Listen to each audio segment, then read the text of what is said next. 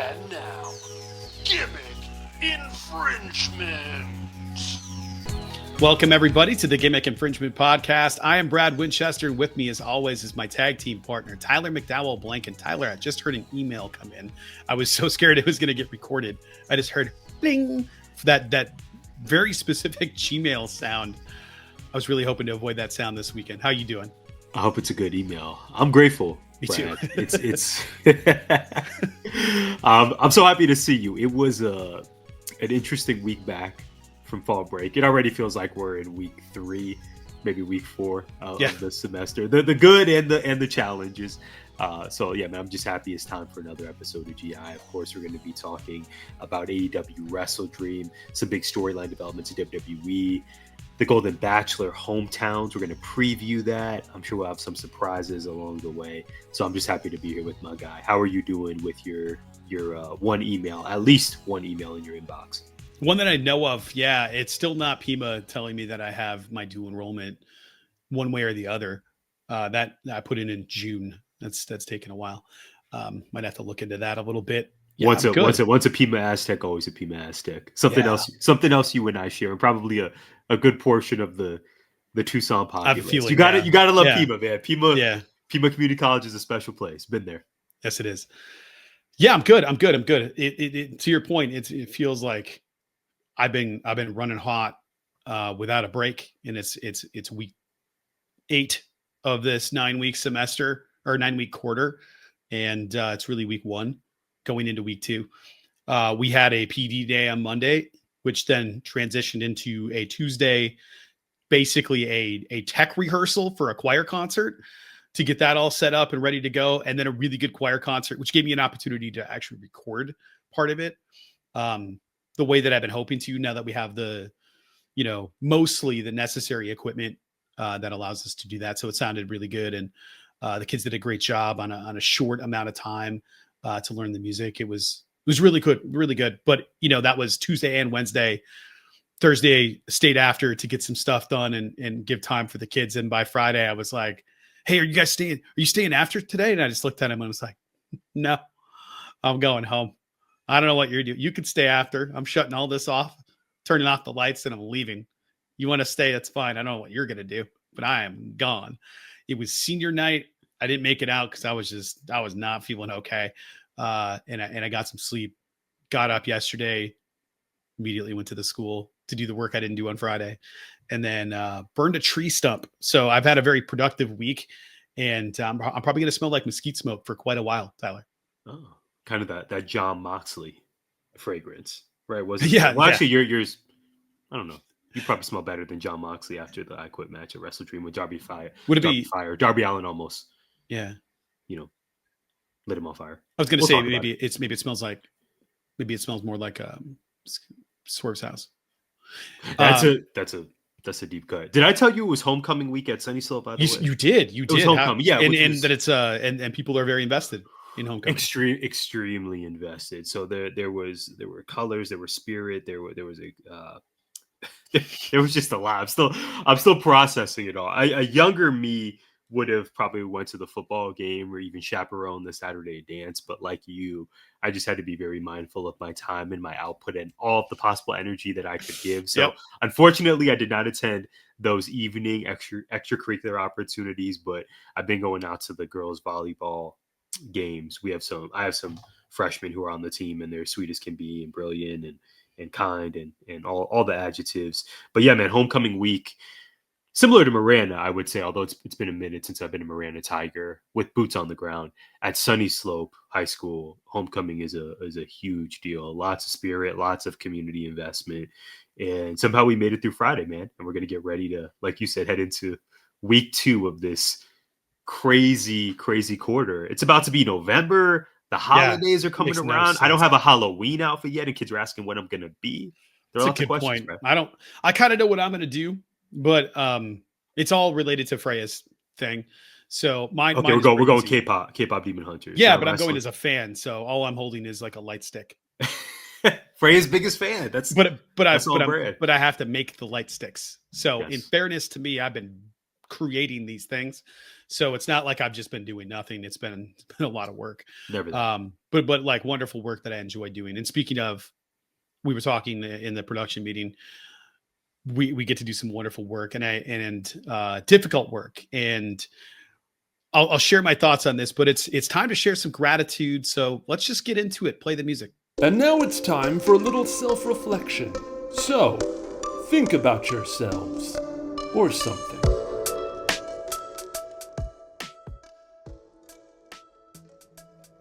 Okay, I wrote on here, I have some notes. Tyler, I wrote promo to gratitude and gratitude to promo in my notes because I couldn't decide which one this was going to be. Is this going to be I'm incredibly thankful, or is this I have a lot to get off my chest? And I choose to look at it as what I said to you was just an overwhelming heap of blessings rather than just an overwhelming heap.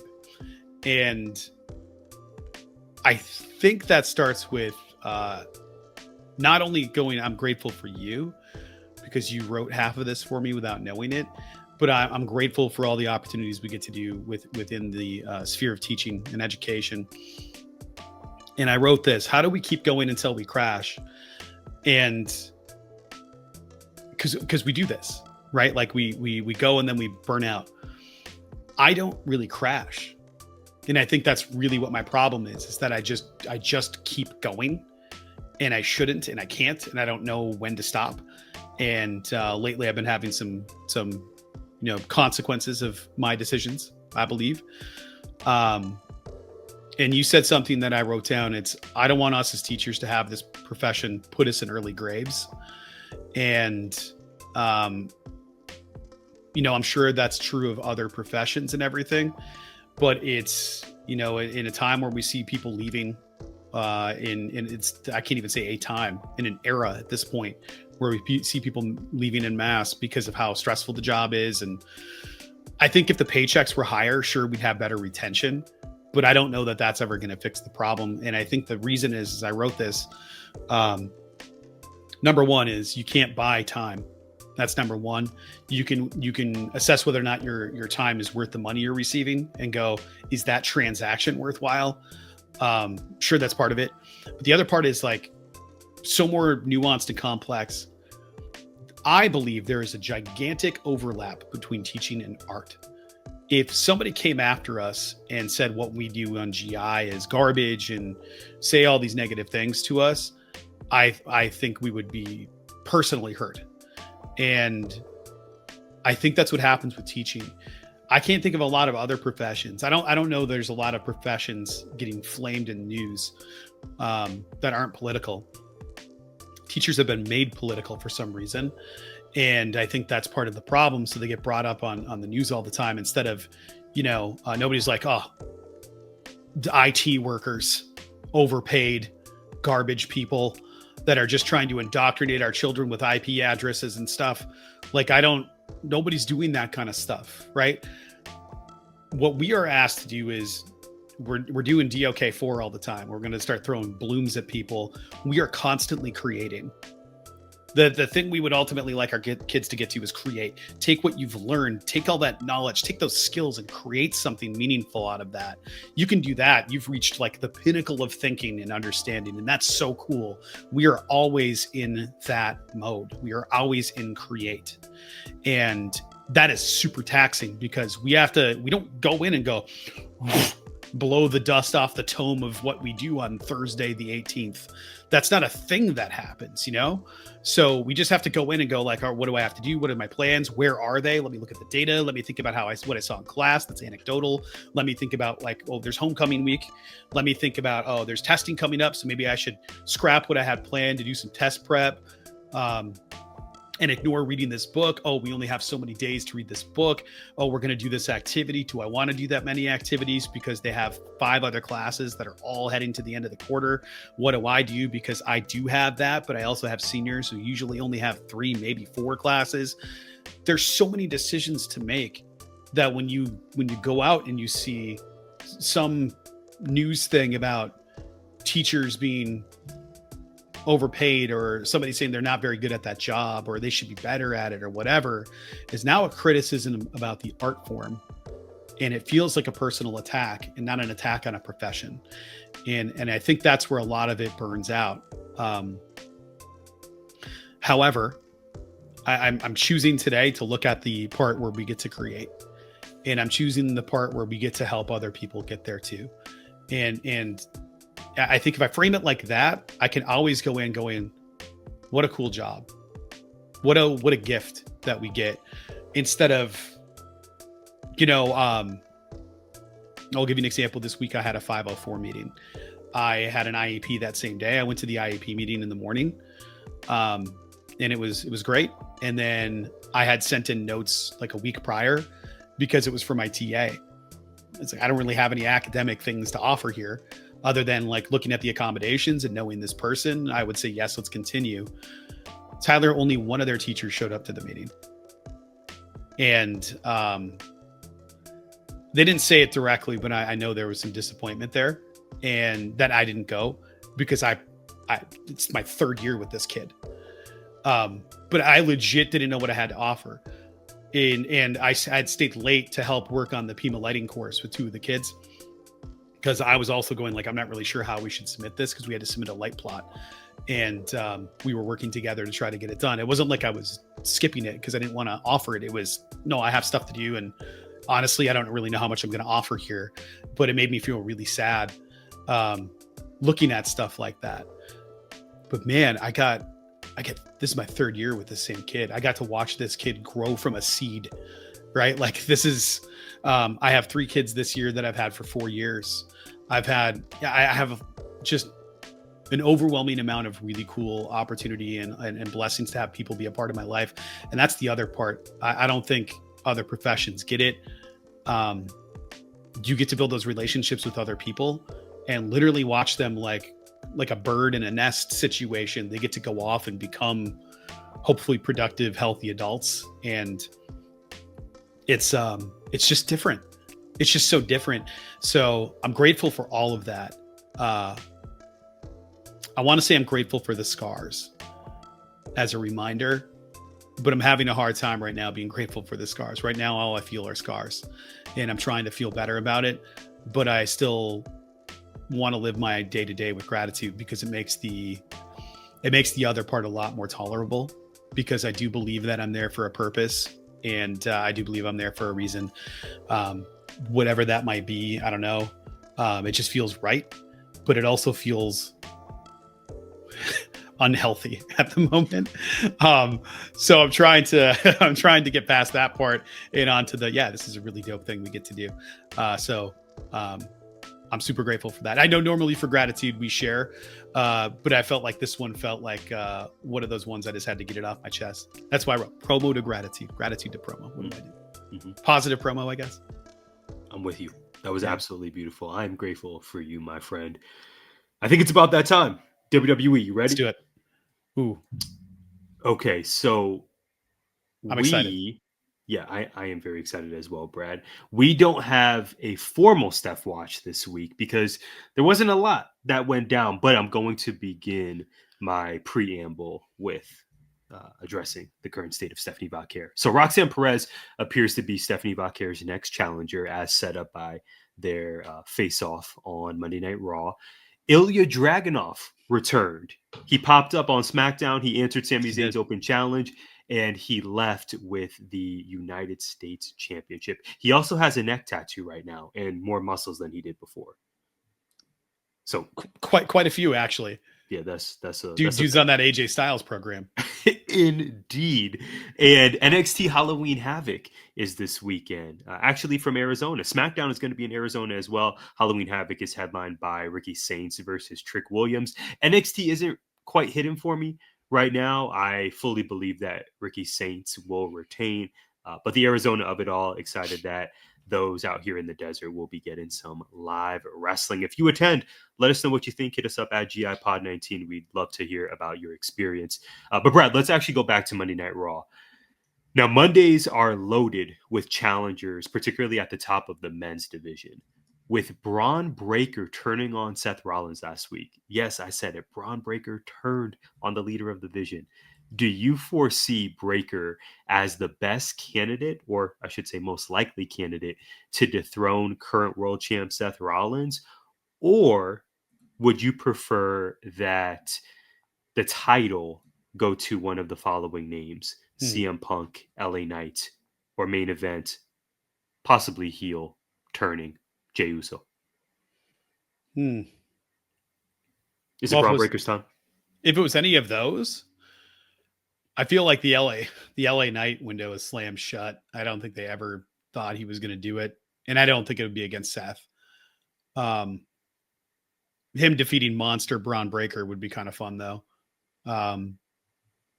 I think it has to be Bron Breakker.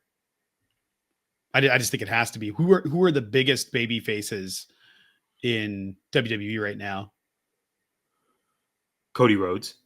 Cody's number one. John Roman. Cena's probably number two. Yes, Roman Reigns. I can't trust Roman Reigns because he's never there. Mm, He's definitely 2 or 3. sure. But they're not going to strap him up if he's on filming schedules, Sure. which I don't blame him. CM Punk. Punk for now. Mm-hmm. Yeah, all these guys can kind of teeter on. Well, I guess Cody is pretty tried and true babyface, but I Yeah. feel like all these guys have a potential, especially Cody and Punk, have a potentially epic heel turn run in them. But right now, that would be at the top of my list. I mean, those are the 4 heavy hitters: Cody, Cena, Roman, and Chicago Phil. So Cody and a bunch of people at the tail end of their careers who are either going to be done in a month or 2, probably in the next 5 years. Certainly. But LA Knight's not exactly super young either. So No. Bron Breakker is the youngest guy you got. And if you can build on what he is now, having, maybe he stays Bron Breakker forever. And maybe some days he flips it and comes out as a Steiner. If he comes out as a Steiner in storyline to change his character at some point in his career as like a monster heel, but then comes out as a Steiner to be a babyface or something. Oh my gosh. Can you imagine? Like that entrance as like a Mania entrance. You play that, but it says Steiner on the top. People will lose their minds. That would get all the people that are like AEW diehards. I think that would get them to flip over and check that out, just because of the pro wrestling history legacy part of it. Maybe they don't tune in and maybe they don't spend the $30, but they probably want to check it out because they're like, oh, that's a Steiner kid. Cool. That's really cool. Or nothing would happen there. It has to be Bron Breakker. It's definitely Bron Breakker's time. You and I probably have felt like it has been for a while. But I also feel like, does Bron Breakker need Paul Heyman at this point? I might surprise you. I would like Paulie to stick with Bron Breakker. Does he need Paul? I want him to stick with him too, but not as a manager, but as a mouthpiece. Yeah, Bron Breakker's shown a lot of progress on the mic over the last year. I'm going to say no. He doesn't need Paul Heyman, particularly after the move to spear Seth Rollins on Monday. And I would be remiss, Brad, if I didn't mention this is coming off reports that Seth Rollins may have sustained an injury during his match against Cody Rhodes at Crown Jewel Perth. So perhaps that has sped up the Bron Breakker coronation. But does Bron Breakker need Paul Heyman? At this point, and based on the response from the turn on Seth last week, I would say no. I think also on that note, it looked like Fightful had reported that it could keep him sidelined, Seth Rollins, pronouns pal, sidelined until potentially WrestleMania with a shoulder injury. Sheesh. So this does not appear to be a work. It's worth noting because we had a major storyline earlier this year. Yeah. Seth Rollins' injury presented in a way that felt very much like a work. And that one, I still don't know if that was a work or if he had like a little bit of a knee tweak and then did exaggerated the severity. Yeah. Right. Yeah. Which is why we love pro wrestling. That's like, you never know, blurring the lines, right? That's a great point. Yep. Yeah. So, I think it's Bron's time. And I think Bron on the mic reminds me so much of Scott Steiner. So much of him like that. That's an immediate selling point for me. He doesn't need to do math or anything, but like, I think it's, he just sounds so much like Big Papa Pump that I love when he speaks for himself, and he does a great job with it. Yeah, I just can't believe we're here already. If we track the career of Bron Breakker that we've seen, Well, I feel like for 4 years you've been like, call him up to the main roster and we have strap him up. That's we absolutely have. We played a part in making this happen potentially. yes, here through the at GI. entirety of the run of GI, I think. Indeed. I remember Bron Breakker being one of the faces, if not the face, of NXT 2.0. When the Rainbow trailer launched, when we first got a sense for what is this new NXT, Yeah. Bron Breakker was obviously positioned at the Forgot very about center that. of it. Yeah, like you said, Brad, he had a very long run in NXT. One could argue he stayed in that brand longer than he needed to. I think he even may have faced LA Knight at some point back when he was there. He feuded with Dolph Ziggler. He had the Carmelo Hayes feud, so on and so forth. But even when he left NXT, there were still questions about how is he going to translate as a character on a main roster? Who is the Bron Breakker character? We've seen him as a babyface. We've seen him as a heel. This current version, to me, I'll give flowers to WWE and specifically created for this. I think this is the best position Bron Breakker has been in since we've been introduced to him as a professional wrestler. So as a character, I think he can only go up from here. And if you would have told me by the end of calendar year 2025, Bron Breakker would be holding the top title on Raw, I don't know if I would have said that I believe you. So in part, of course, it could be due to this, this alleged Seth Rollins injury and okay, well, we got to pivot. But I think also the other half of it is, hey, we have a young star who is ready, who is going to be the face of this company for the next 10 years, God willing. This guy is ready. He's put in the work and I'm happy to see what he does. Like you said, Brad, who are going to be the faces of the company over the next decade, particularly on the men's roster? If Roman is gone, we know John Cena is retiring. CM Punk is in his golden years. Cody Rhodes is not a rookie by any means. Excited to see what Bron Breakker does with that position now, because he's at the leaderboard for who are those people who can usher in this next generation of stardom for the company, particularly on the men's roster. Bron Breakker, to me, is at the very top of that candidate pool. And I'm excited that we're already, unfortunately, that this could have happened because of Seth Rollins' injury, but I'm happy that we're potentially seeing the coronation of a younger star, because WWE desperately needs that. All these dudes are going to retire at some point, and who's going to carry the baton?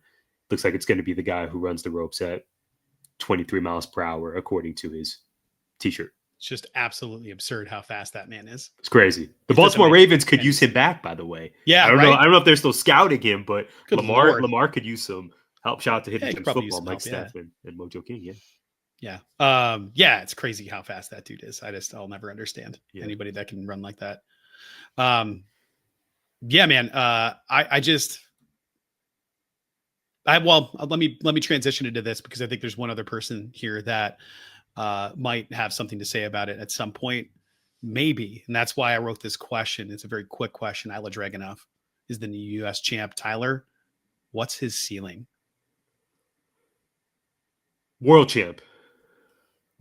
Yeah, absolutely. He has such a unique presentation. Speaking of NXT 2.0, actually, Bron Breakker, main title holder there on the men's side. Ilja Dragunov also had the title. Oh yeah, it is Ilja. But he had the title, right?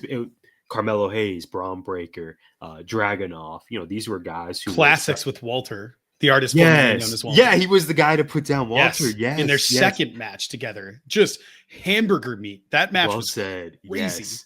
He has such a unique presentation, and what I appreciate thus far is that we're living in a time where we don't have to rely on, he's the foreign heel. He's the Russian heel. Boo him, book him as such.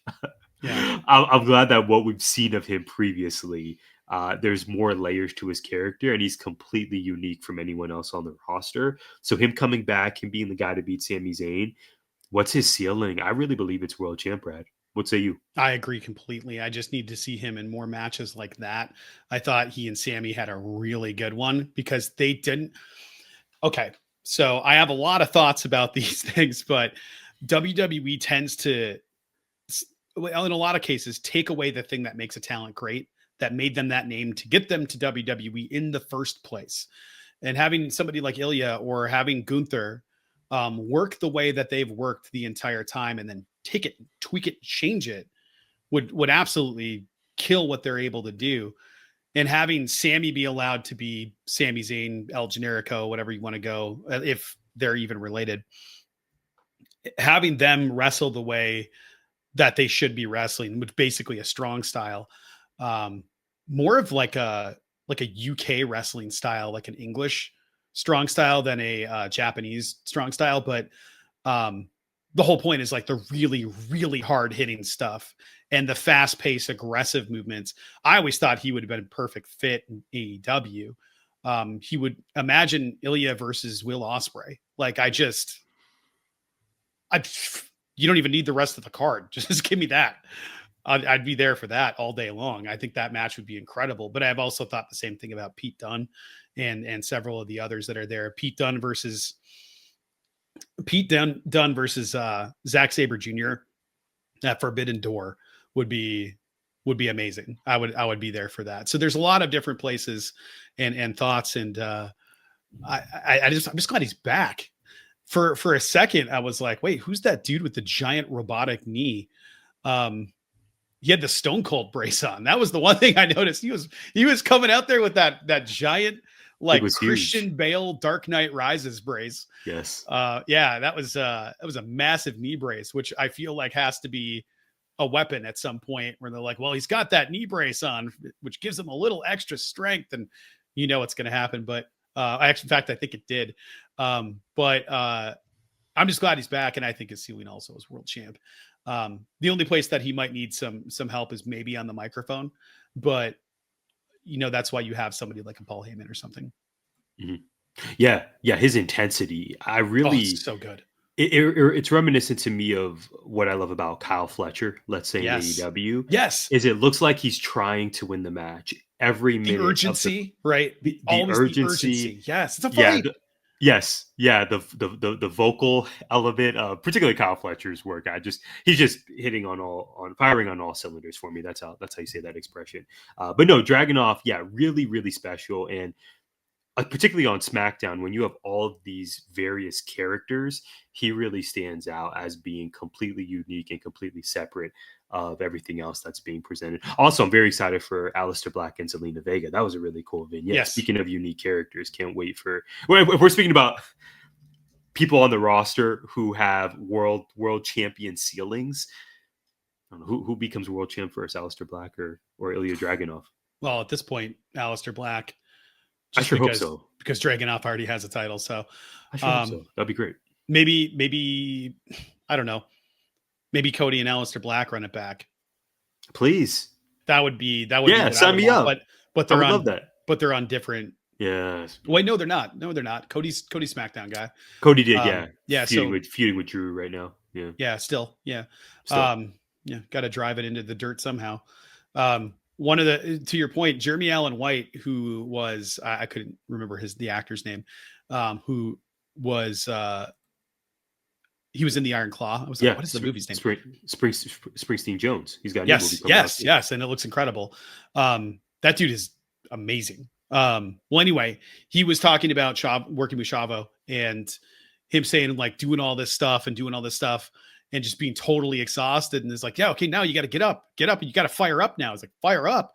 I can hardly breathe. I remember that clip. Yes. Yeah. So I was thinking about it last night during that AEW match and watching the Dragunov match, how similar to your point, Kyle Fletcher and Dragunov are. Fletcher had just done like 875 athletic things in a row to Mark Briscoe, throwing him around, hoisting him up, doing all this stuff, then got him on the top rope and did this barbaric, like 5-second long scream, driving all the air out of his body before picking him up for a brain buster onto the belt or onto the buckle. And all I could think is like, what kind of shape is this dude in that he can go and do like 5 deadlifts and then scream and then do another one, but with his arms? I know we'll get to it in more detail soon. There were several matches and moments on AEW WrestleDream. Bandito's a freak.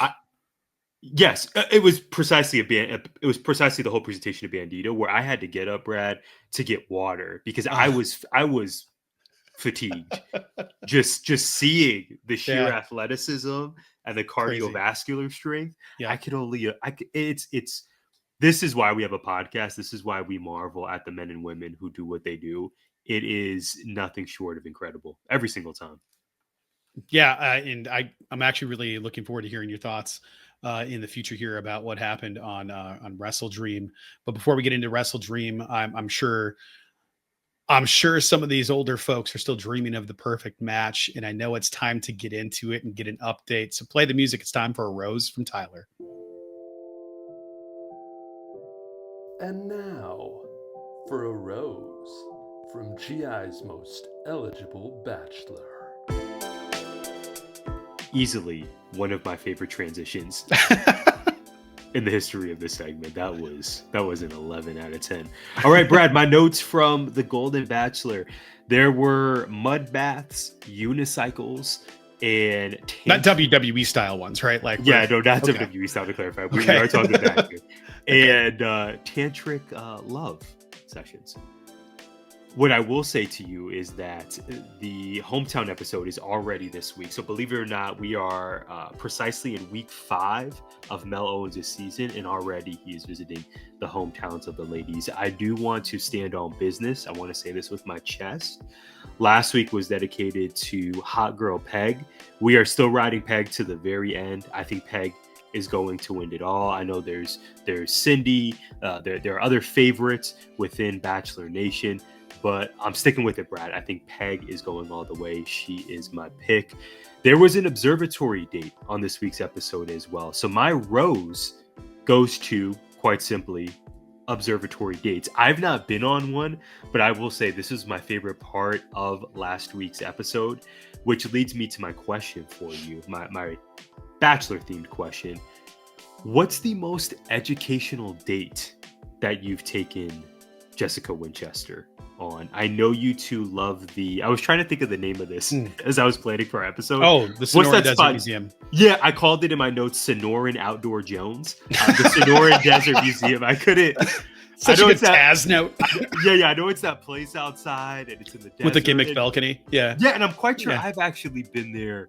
I think I've been there on a date. This is going back to the what's the dance studio called that Freya goes to? Showbiz. Gosh, I'm clearly killing it with my notes and my memory today. Showbiz. Shout out to my Showbiz days. I'm quite sure I've been on a date there, but alas, this is your time to shine, not mine. Most educational date you've taken Jess on. Have you been to an observatory, or are you sticking with Sonoran Outdoor Jones for I don't know that Jess would even be interested in going to an observatory. So for me, I'm all in. You want to take me on a date? Observatory. Museum? No. She's good. Wow. I don't think this is a zag. That stuff. Yeah. From Jess. I don't think she's super into the educational date unless it has some kind of entertainment component attached to it. Okay. Like if you were going to go to an observatory and they had some sort of like show going on with the observatory, okay, sure. Or if it was like, we're going to the observatory because there's supposed to be this righteous meteor shower, or there's a comet or something like that. Totally different scenario. But I also don't know. I think she just likes going. So she likes going out. She likes doing that. I think she's more about the ambiance of the place we're going to rather than what that place is about. So we like going to the Desert Museum at night during the summer for 2 reasons. 1, it's a towering inferno during the day. And 2, it is so beautiful there at night.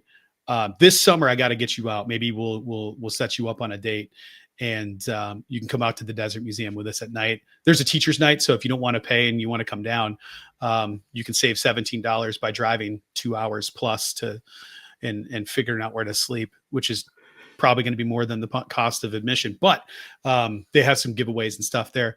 But it's that's probably it. We used to go out there all the time for date night.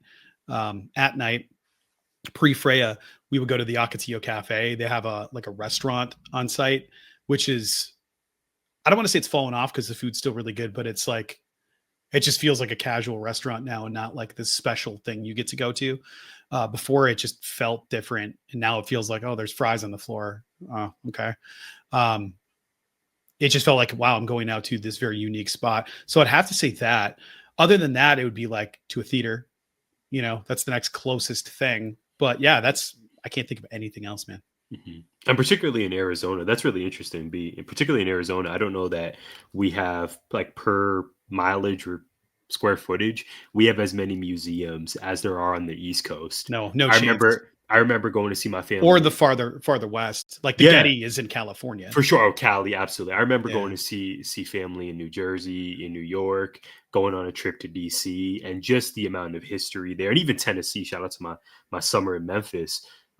There's just a lot of opportunities for those educational experiences that I think, if you look closely enough in Arizona, even in Phoenix, I've learned since being back here the past few years, there are so many smaller museums that maybe don't get the same acclaim as the national ones. But like you said, what we may lack in the amount of museums per capita, I think we definitely make up in just the outdoor and the nature. Yeah, the botanical gardens, the botanical all the gardens, trails, all the mountains. So many mountains, Tucson, Phoenix. I mean, it's pretty tremendous. And easily accessible too. Like you can just go to Camelback if you want to. You can go to you can drive up to Mount Lemmon and get amazing picture opportunities on the way up. Yes, Sunnyslope Mountain. Yeah. The 600 freshmen were walked to the mountain this past week to paint the S on. And the valley is such an interesting place. It's like this almost like a weird square shaped thing surrounded by mountains, and then other mountains just sort of in the middle of it, like just randomly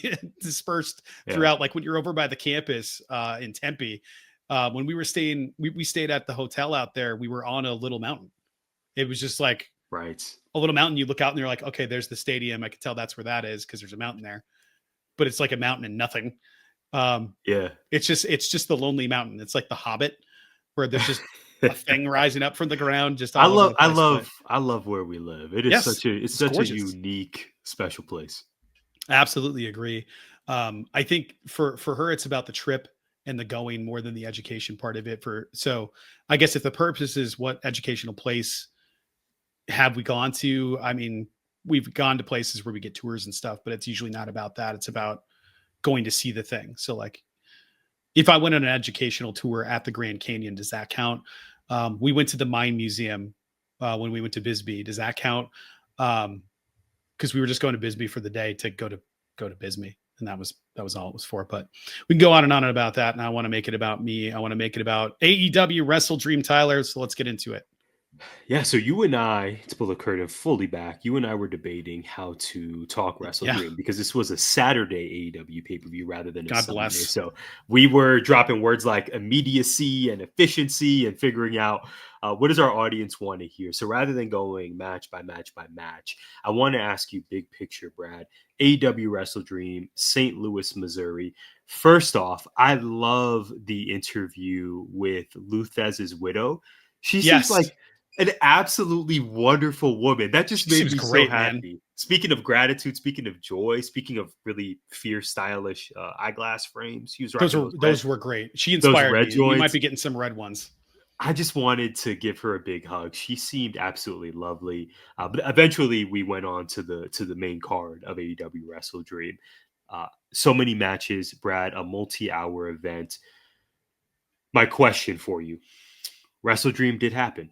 What did you think of the show, and whose story are you most invested in following the pay-per-view? I have almost the exact same question with a couple of tweaks and caveats. So it's really funny you said that. This is what we do. So I'm going to read some of the notes that I wrote down in here. Okay, Mercedes and Stat, they're going to face off at Full Gear. How do you feel about that?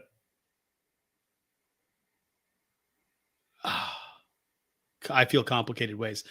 We'll come back to it. Sting will do anything for Darby. I knew that Sting was going to show up. Did you know Sting would be there?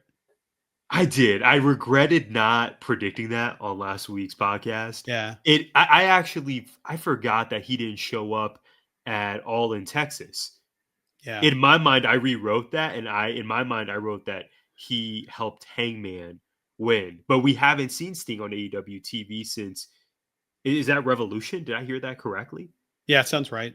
Wow, I thought we had seen him before. No, he's been at conventions and stuff, but he's not doing makeup at the conventions anymore. He's done with that whole thing. Right. I thought he looked great with the white hair. I was like, Yes. cool. Like, yeah, go out there and just be you. Yes. I thought that was really dope. I fully expected it. I regretted not predicting it on the podcast last week. I expected it, but I didn't know until Darby's entrance.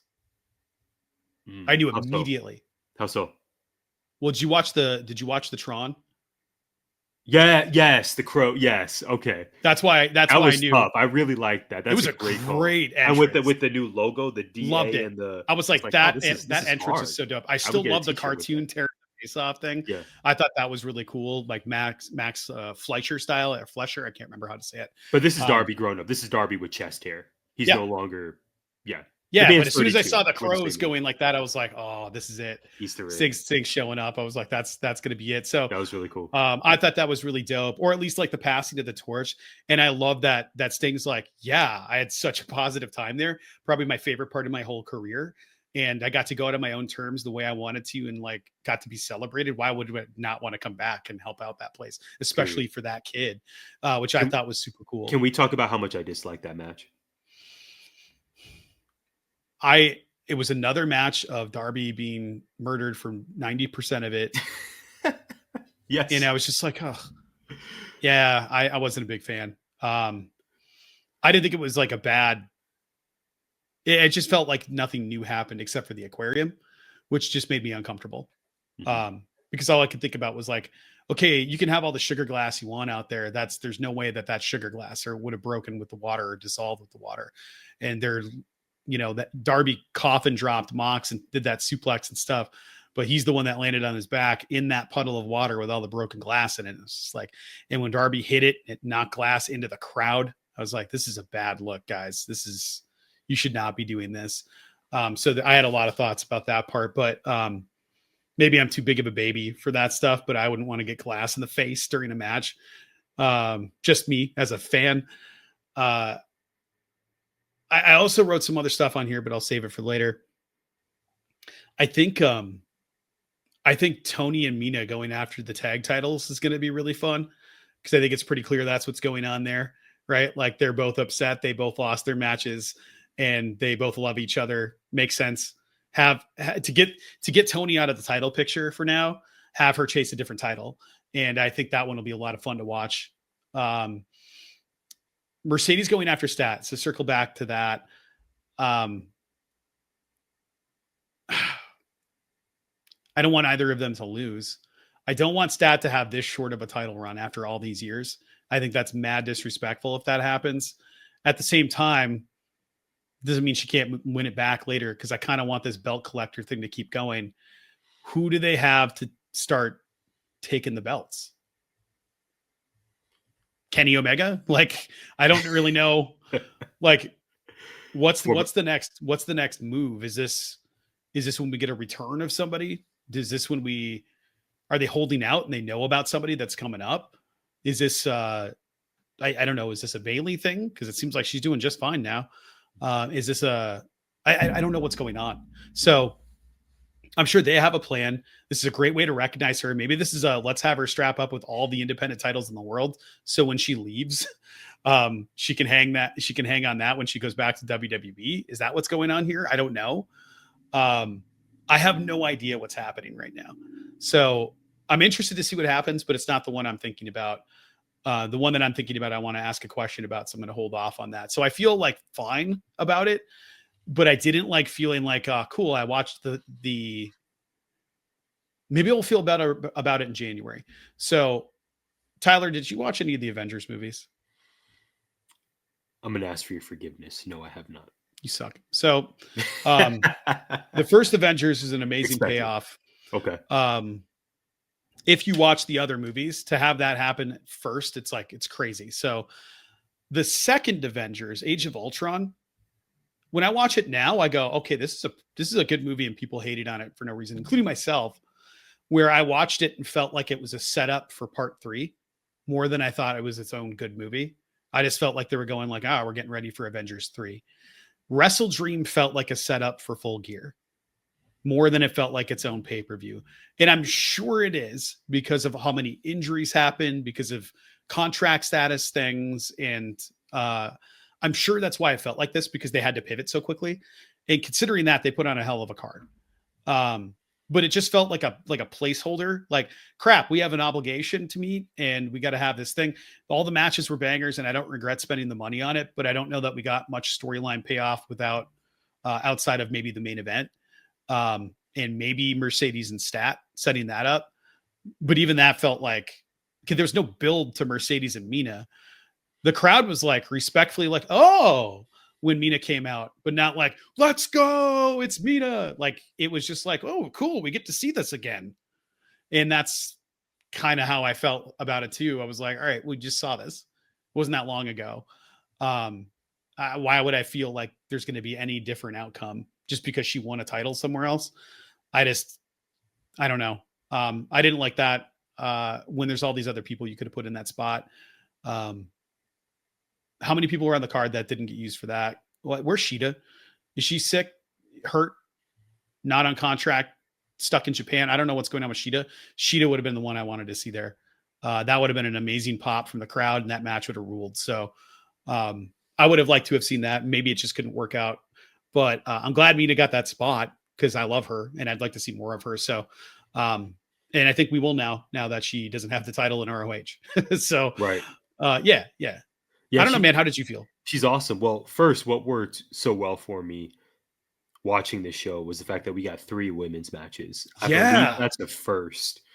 Yeah, it was loaded. I AEW's love women's wrestling. So this was 6-year pay-per-view history. Yeah, so that was amazing to begin the show. And I guess you technically began the show with FTR versus Jet Speed carrying over from Tailgate Brawl, which is interesting. That was a choice. That was kind of fun. I wasn't mad at it. I like that. I was like, oh, are they going to do this for the first time? This is cool. Yeah. That I was match excited was about just that. That match was absolutely nuts. The ending, I did. The ending was cheeks, but the match was incredible. So, yeah, whenever Bailey does the double leg kick, standing like side thrust kicks to the like side kicks to the face, where it's just like whack. It's incredible. It's incredible. It gave me shades of those bangers that FTR would put on when they were in NXT. Yeah, on those takeover cards, it was tremendous. So we opened the show with the Revival, man. The Revival. Talk about it. Tekla versus Jamie Hayter. Awesome match. I love that match. Later on, Stat versus Tony Storm, and the right woman wins that match. Kris Statlander gets the big dub, and then we go into Mercedes versus Mina. I just love that finally we got 3 matches. I think we're even inching closer to women main eventing one of these pay-per-views at some point, but that was a huge win for me. We mentioned it earlier, the year of Bandito. I know we're not too far away from our year in review, our 2025 recap podcast episode. Bandito is going to be a conversation that we're going to have. He has just put on an absolutely outstanding year. Great performance after great performance. Brad, I'm going to say that I Quit match, I popped for Sting because, of course. I thought Jon Moxley was going to suffer more punishment before he decided to end the match. I mean, this is Jon Moxley. This is the ace of the company. This is 4-time. What I thought the problem was too. World champion. That happened way too quickly. It happened way too quickly. But Darby gets the win, predictable. In terms of whose story I'm most invested in leaving the show, I'm going to go back to Kris Statlander. I'm very eager to see what happens with Jurassic Express, by the way. I think this is best case scenario for Jungle Jack Perry and Luchasaurus. I just love them most as performers. And the Bucks, honestly, and the Bucks. Like, come on, we don't talk about the Bucks enough. face The Bucks, again. Bucks. I think what they're so underrated with what they've been doing over the last year or two. Oh, we'll be the second match on the card. We'll put out another great performance. Yeah, that's perfect. We can do that. We don't need to be anywhere near the titles. Yep. Give us these funny entrances with broke box, or I thought that was so good. Don't give us any music. They just, I love that. Kris Statlander is my choice, though. This current program, this title reign, is elevating her. She's a day one. She's an original for AEW. Her becoming world. I got to get her fig out and put it up. You must. This is a must by next week's episode, Brad Winchester. The prospect of Kris Statlander defeating Mercedes Moné at Full Gear is incredibly enticing to me. You mentioned earlier, I don't know how they're going to do. Okay, is this going to be another title for title? Is this going to be what Mercedes did at All In, where it's only for the title she doesn't have? I don't know yet, but to me, the move is Kris Statlander finally beating Mercedes. She's 0-2 against her. I think she gets the win at Full Gear. And I really believe this reign that she's on, not only are we getting new elements of her character, but also I think this is elevating her to a new tier. The top of the women's division in AEW, it's been Toni Storm and Mercedes Moné for the past 12 months. I think this reign is putting Kris Statlander on that same level. At least I hope. Hope so too. I'm going to lead into my question here. So coming out of WrestleDream, what do you hope from Andrade if and when you have a choice here, if and when he gets out of a non-compete? Or what is your level of excitement for both a returning heel Joe, as you said you wanted, and Powerhouse Hobbs? Yes. I was hoping you would bring that up so I can display some humility, Brad. Yes, I wanted this. I put this out there last week, and I was right about something. Heel Samoa Joe is my favorite Samoa Joe. I have questions. The Ops versus the Hurt Syndicate on Dynamite this week. If we didn't get they're dropping. They're dropping for sure. Yes. I hope so. Hangman cost them, maybe? Is that the direction this goes? No. I mean, yes, because the Syndicate has, essentially flipped babyface, even though they haven't changed a thing, because they've been fighting a heel faction that's obviously a heel faction. So to have the Ops, the heel faction, but then do you kill that right away? Does Hook get involved? Like, I don't know what's going to happen here. Yeah. And what about the Demand? I was very pro. Let's have the Demand beat the Hurt Syndicate, and then the Demand. I mean, I've said it on the podcast. The Demand be the trio who dethrone the Ops. But I would be okay with the Hurt Syndicate winning it. I just need the Demand to be the trio that ends up beating the Hurt Syndicate in that scenario. But I love that Samoa Joe turned heel. That's great. That's what I want. I don't see MVP doing the trios thing. Because he said he's days behind me, but he's like, one thing I can do still is fight. Was the whole point of the promo. Well, not wrestle in a trios match that's not part of the promo he cut. So maybe this is the time they bring in a new member. Yeah. I've not seen any reports that Cedric Alexander has re-upped with TNA. Yeah. Maybe there's someone else who they'll bring in. It's interesting. But for Andrade, and you pointed this out a few minutes ago, all signs seem to point to Andrade versus Kenny Omega being a marquee match on the show. Pivots had to be made. We didn't see that. If and when Andrade does return to AEW, Brad, I want him as far away from the Don Callis family as humanly possible. Yes. He doesn't need them. I'm not even advocating that you bring back Jose the assistant. If Jose the assistant ends up going back, that's awesome for him. But Andrade, to me, doesn't need any of that. We've seen him practice English over the years. I'm sure he's still working at it. The presentation of Andrade, to me, doesn't need anyone else to help him shine. I would want him to branch out on his own, to have that feud with Kenny Omega, and then be a challenger for the unified title or the AEW Men's World Championship. I just don't need any more members of the Don Callis family, and I certainly don't need Andrade joining that group. You already have Kyle Fletcher as, I believe, what commentary called the golden goose of the family. Yeah. There are only so many golden geese you can have. Yeah, there's Kyle Fletcher is that guy. Andrade should be a separate entity. He could be a heel for sure, but he could be a separate entity. So I need the Kenny Omega feud, and then I think Andrade would be a fantastic challenger for that unified championship picture, especially if Konosuke Takeshita ends up dethroning Kazuchika Okada, maybe as soon as Full Gear, who would then challenge Konosuke Takeshita. Well said. Why not Andrade? Yeah, I'm looking at this right now. There is so sources in TNA reached out after the contract story was published. This is according to Fightful Select on Patreon, but the deal is up around the time of Bound for Glory. As of now, Cedric would be a free agent. It was noted that TNA is hoping and expecting to retain Cedric. So I couldn't remember what the exact article had said, but it sounds like he would probably be available if they wanted to side said and have kind of the original Hurt Business return as a unified Hurt Syndicate in AEW.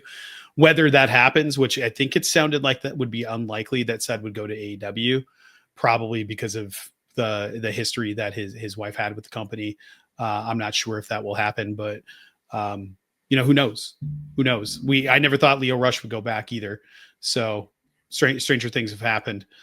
I think Andrade Kenny is the move. I think that's why we had Kenny on the show, doing stuff, but not in the show, right?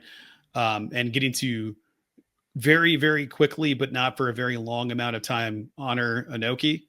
I believe it was 3 seconds of time where they went past to make sure we could see Luchasaurus walking through the entrance.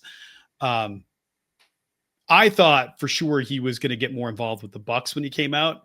Maybe the Elite reunifies and goes after the trios title again, but as a babyface faction. Who knows?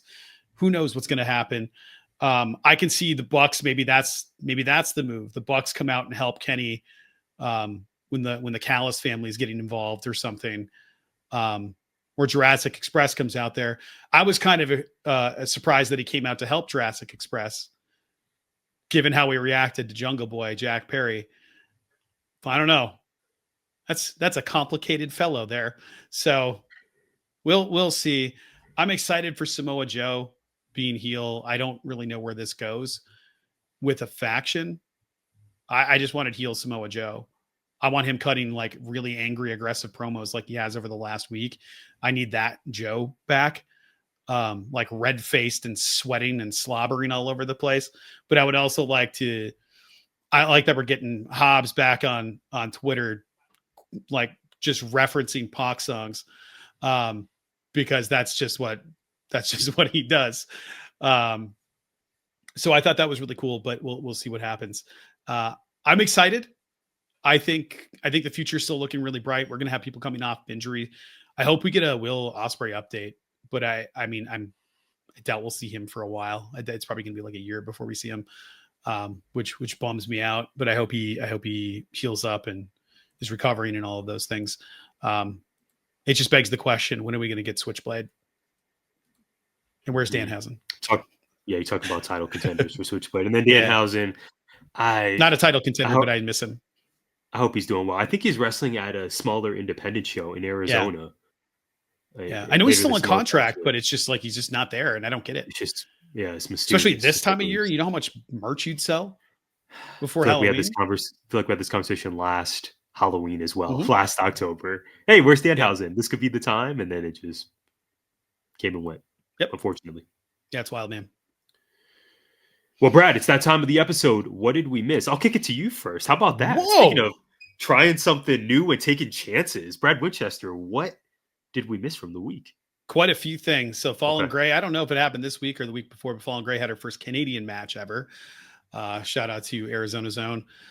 Billy Guillermo, a longtime Dan Le Batard show producer, is moving on to do a show on Spotify, and he was a huge part of that show, and it's going to be strange having that component not there, because he's really talented and a lot of fun. So hopefully he has success there. But I like watching people move on in the industry to go new creative prospects and endeavors. Ruby Soho and Angelo Parker opened up a gaming store, a sort of like wrestling themed game store. I want to say it was in Illinois. I can't remember. I linked an article I could share with you later. Shinsuke Nakamura is still amazing, but his Japanese appearance with his original theme was great. That was the part that made me the happiest, is they didn't play his heel theme. Marjorie Taylor Greene, I found myself going, yeah, good points. That's never happened before. And then I have a really funny quote from one Tyler McDowell Plankin, and the quote is, "We are still riding Peg till the very end." Yeah, I thought about that when I said it. I decided to let it go and wait till the end of the show to bring it up. And I appreciate you doing that. I appreciate any other name probably would have been okay, but Peg's a tough one. Yeah. You know how it goes. Well, listen, I got 2 items before we close out. Number one, TNA Bound for Glory ended with one of my favorite moments in wrestling from the year. Mike Santana dethroned Trick Williams to become TNA World Champion. He summons his daughter, Ariana, in the ring, who's been a pivotal part of Mike Santana's story of redemption, personal redemption, professional redemption. And so he gets on one knee and presents the belt to his daughter. I think his daughter's 10 or 11. And man, that just hit me. That just hit me right in the feels, Brad. What a cool moment. What an amazing year for Mike Santana. Speaking of people we'll discuss during our year in review episode in a couple months. Mike Santana will surely be a conversation. And then Brad, you mentioned on the political side of things, I'm going to throw one name at you in the political / news journalism world. Bari Weiss, co-founder of the Free Press, is now, let's try that again. Bari Weiss, co-founder of the Free Press, is now the editor-in-chief of CBS News. Bari Weiss has been, well, she's a former New York Times opinion columnist, and she's been at the forefront of this conversation around she does not identify as conservative, but she's also been someone in the news who's written critiques about the left and the Democratic Party and the issues she has with which many would call the quote unquote woke mob or the woke contingent of the party. So she's gained a lot of notoriety. She's gained a fan base. She co-founded this website, the Free Press, separate from the New York Times, that is supposed to be the arbiter of truth, no nonsense, no wokeness, no spin. And then come to find out, Brad, although she has not led a newsroom or been an editor before, she has now been assigned the editor-in-chief role at CBS News. This, of course, after Paramount, CBS, in bed, you could say, with the current White House and the current administration and mergers and FCC pressures. Bari Weiss is now one of the leaders of one of the most prominent news organizations in the history of the United States. I'm thinking of the nightly news for CBS. I'm thinking of 60 Minutes. I'm thinking of these stalwarts of journalism. And now you have someone leading that organization who people have questions about, to say the least. It will be a fascinating story to track for the rest of this year. And rest assured, we'll be covering it here at GI. Yeah, it's honestly, it's kind of terrifying. I don't even know what to say to that. I checked out the article when you linked it to me, and it's frightening prospect, but also I'm not surprised. What is anybody doing to slow this stuff down? It just doesn't feel like anybody's doing anything. So yeah, support wrestling, support journalism, support your local newspaper. It matters. And also support us. We're at GI Pod 19, and we thank you so much for tuning in. Again, please, you know you're not the only one who can lay out a smooth transition.